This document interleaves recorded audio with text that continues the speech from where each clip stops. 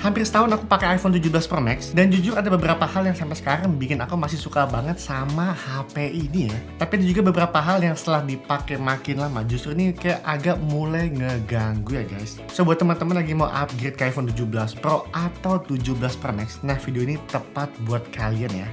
Yuk kita bahas.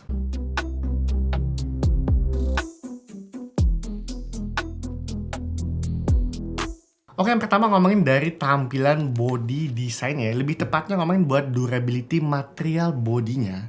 Kita mulai dulu dari bagian untuk layar depannya guys. Nah, dari layar depannya, dari awal aku pakai iPhone ini, itu aku langsung pakein tempered glass semua ya. Aku selalu pakai dari brand Z, ambil yang XDR. Karena ada dua keunggulan ya guys. Yang pertama, kalau pecah digantinya gratis. Dan yang kedua, buat aku yang matanya minus, itu udah ada eye protection-nya ya. Dan setelah hampir 1 tahun pakai, ini tuh cuman pecah 1 kali aja guys. Itu pun juga memang human error. Cuma tetap diganti baru. Jadi dari segi LCD ini, karena memang terproteksi dari awal pakai tempered glass, layarnya masih mulus banget ya guys. Nah cuman lain hal kalau ngomongin buat material body ini ya, yang baik lagi menggunakan aluminium body. Nah aku yang ngetes, itu hampir 2 mingguan nggak pakai case. Karena mau ngetes durability-nya, itu ternyata nggak sebagus yang aku kira guys.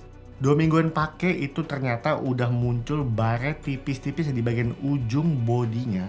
Dan teman-teman juga perhatiin lebih detail lagi, itu kayak ada bercak baret-baret tipis ya guys di pinggiran body. Belum lagi kalau kita liatin di area platonya, aku nggak tahu ya di kamera ini bakalan dapat atau enggak.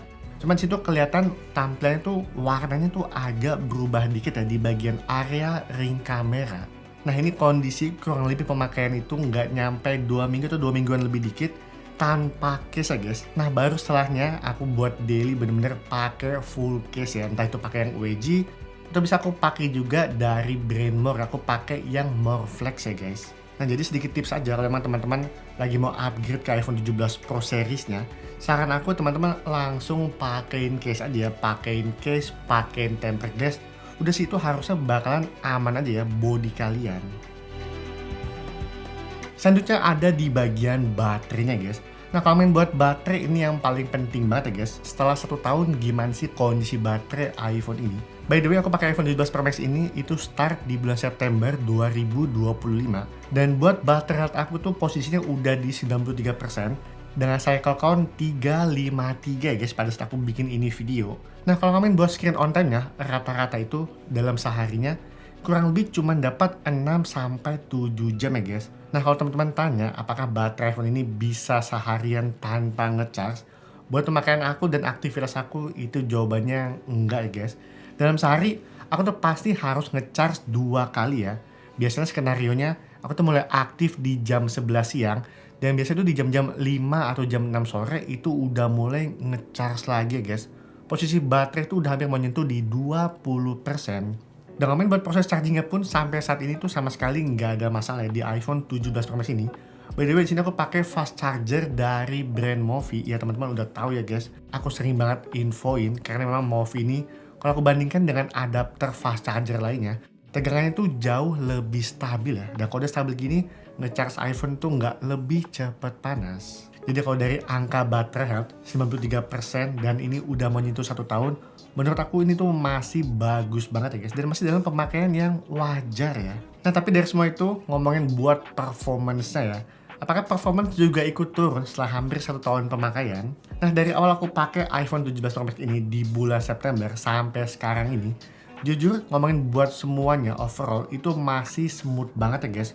Membuka banyak aplikasi, pindah-pindah apps, multitasking, sampai dipakai buat aktivitas sehari-hari apapun itu ya.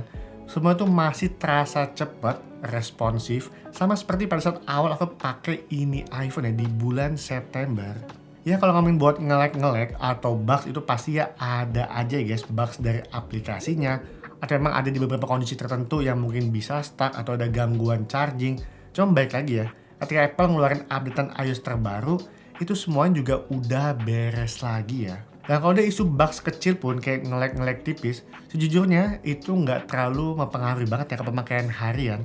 Karena baik lagi, chipset 17 Pro Max ini juga masih overpower banget ya guys. Jadi ya baik lagi ya, kalau iPhone suhunya udah nggak mudah panas, nggak cepet overheat, pasti ngomongin buat pemakaiannya itu jauh lebih oke lagi ya experience-nya, dan baterai pun juga lebih awet ya guys. Selanjutnya ngomongin untuk di bagian kameranya. Nah, kalau ada satu hal yang sampai sekarang benar-benar bikin puas sama iPhone ini, itu ada di bagian kameranya guys. Bahkan setelah hampir 1 tahun aku pakai, aku bisa bilang kamera iPhone 17 Pro Max itu udah di titik yang dimana aku tuh nggak perlu lagi bawa kamera mirrorless. Semua kebutuhan aku buat foto, ambil shoot, b-roll, semua dilakukan di kamera iPhone yang satu ini ya.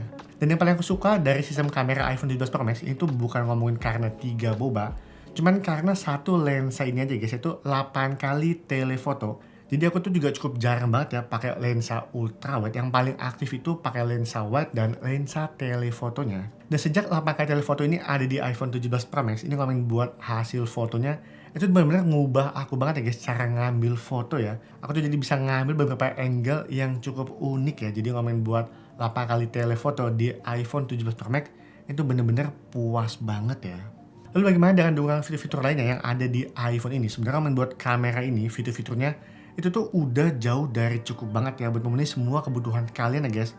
Baik itu teman-teman pakai buat sekedar foto video biasa maupun buat profesional work. Seperti ada buat dukungan kamera kontrol yang bisa ngambil gambar jauh lebih cepat, terutama buat kebutuhan landscape ini benar kepake banget. Photographic style dengan generasi yang terbaru yang kamu bisa atur semua ya guys, dari mulai warna tone-nya, warna color, warna palette. Belum lagi dengan dukungan Apple Lock tuh buat teman-teman yang memang mau serius main di color grading. Cukup pakai kamera ini aja, itu semuanya udah bisa kalian lakuin ya. Jadi so far ngomongin buat kamera iPhone 17 Pro Max, setelah setahun pakai, itu sama sekali nggak ngebosenin ya guys. Apalagi dengan dukungan 8 kali telefotonya, itu bikin hasil foto jauh lebih menarik lagi ya. Tapi dari semua keunggulan iPhone 17 Pro Max ini yang aku udah rasain juga, cuma ada beberapa hal yang bikin aku tuh mulai agak gimana ya dengan iPhone yang satu ini. Yang pertama, itu ngomongin buat ukuran size-nya guys. Karena ini layar tuh 6,9 inch dan jujur buat sekarang ini aku pakai iPhone dengan size 6,9 inch, itu tuh mulai terasa kayak agak mengganggu banget ya. Apalagi aku yang orangnya cukup mobile, jadi HP ini tuh cukup sering aku masukin ke kantong, dibawa kemana-mana, dan itu mulai kerasa kayak agak berat dan bulky ya. Kalau cuma dipegang atau dipakai di meja sih ini nggak masalah ya, karena memang aman-aman aja ya, posisinya juga masih oke. Tapi begitu dibawa seharian, apalagi masuk keluar kantong celana, nah itu baru terasa banget ya. Makin kesini itu kayak makin gede banget ya ini HP. Dan yang kedua ini sebenarnya tuh lebih ke opini pribadi ya soal desainnya. Menurut aku ya, tampilan desain iPhone 17 Pro Max itu sama sekali nggak begitu kelihatan mahal ya. Aku tahu ini subjektif banget, dan mungkin kalian juga bisa punya opini yang berbeda ya, cuman buat aku pribadi. Dan kombinasi aluminium body, ini tuh malah bikin iPhone tuh kelihatan kayak murah ya guys, kesan mahal tuh jadi kayak hilang ya. Kalau aku bandingkan juga dengan iPhone 16 Pro Max, 15 Pro Max yang satu warna aja menggunakan titanium body, feel premiumnya itu malah lebih ada di generasi iPhone sebelumnya.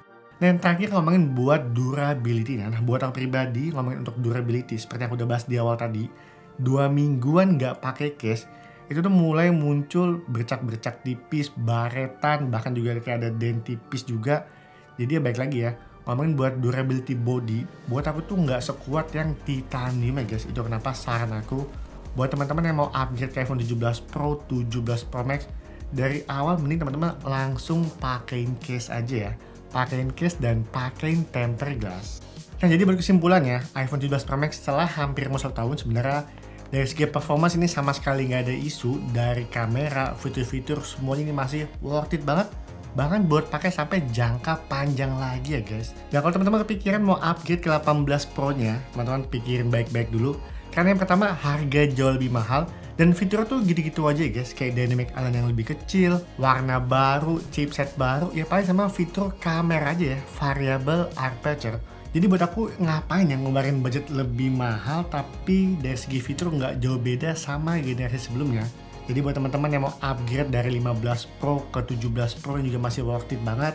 Begitupun dari 16 Pro ke 17 Pro, kalau memang yang kalian incar 8 kali optical zoom-nya, ini sih silahkan ya guys. Dan buat yang udah pakai 17 Pro, upgrade ke 18 Pro buat aku pribadi kayaknya nggak begitu worth it ya. Nah itu aja dari aku. Buat teman-teman gimana nih di tahun 2026, Apakah masih worth it buat beli iPhone bekas 17 Pro Series-nya? Silahkan ya, tinggal tulis aja di kolom komentar. Sekian video kali ini, sampai ketemu di video selanjutnya. Bye-bye!